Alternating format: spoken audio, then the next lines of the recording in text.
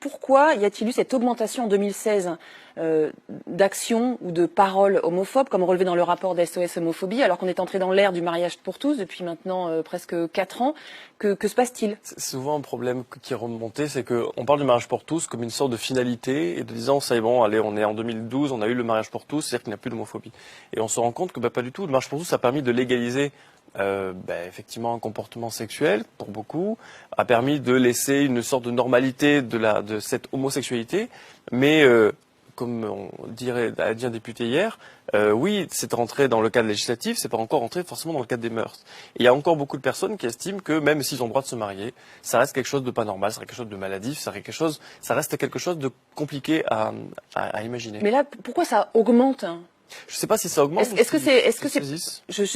que le fait qu'il y ait eu justement ce mariage pour tous, ça a libéré toutes les paroles, mais aussi les paroles homophobes? Je pense aussi, on constate une véritable droitisation des sociétés européennes et occidentales en général depuis ces dernières années, pour ne pas dire l'eupénisation.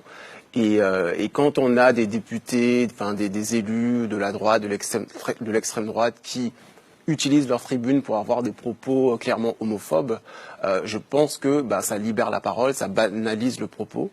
Et voilà, l'homophobie, on oublie que c'est pas une opinion et la loi n'est pas assez rappelée à ce niveau.